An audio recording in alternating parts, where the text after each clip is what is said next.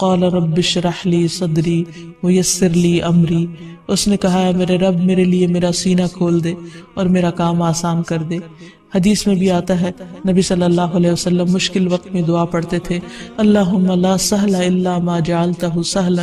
وانت تجعل الحزن اذا شئت سہلا، اللہم لا سہل الا ما جعلتہ سہلا وانت تجعل الحزن اذا شئت سہلا، اللہم لا سہل الا ما جعلتہ سہلا وانت تجعل الحزن اذا شئت سہلا۔ اے اللہ نہیں کوئی کام آسان مگر وہی جسے تو آسان کر دے، اور تو جب چاہتا ہے مشکل کو آسان کر دیتا ہے۔ پھر اسی طرح ایک اور دعا بھی ہے، ربنا آتنا من لدنک رحمتا وہیئ لنا من امرنا رشدا، ربنا آتنا من لدنک رحمتا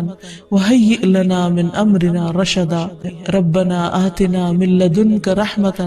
وہیئ لنا من امرنا رشدا۔ اے ہمارے رب ہمیں اپنے پاس سے رحمت عطا کر اور ہمارے لیے ہمارے معاملے میں رہنمائی فرما دے۔ پھر اسی طرح کثرت کے ساتھ درود شریف پڑھنا چاہیے، کیونکہ جو شخص کثرت سے درود شریف پڑھتا ہے تو اس کی ساری فکریں دور ہو جاتی ہیں اور گناہ معاف کر دیے جاتے ہیں۔ پھر اسی طرح یہ دعا بھی، اللہم انی اعوذ بک من جہد البلاء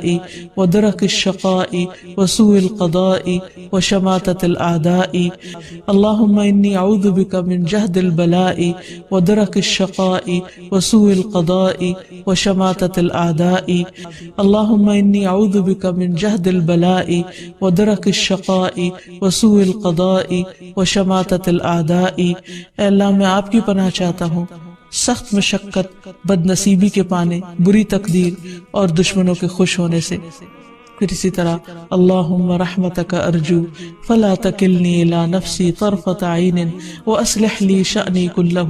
لا الہ الا انت، اللہم رحمتک ارجو فلا تکلنی الی نفسی طرفۃ عین واصلح لی شأنی کلہ لا الہ الا انت، اللہم رحمتک ارجو فلا تکلنی الی نفسی طرفۃ عین واصلح لی شأنی کلہ لا الہ الا انت۔ اے اللہ میں تیری رحمت کا امیدوار ہوں،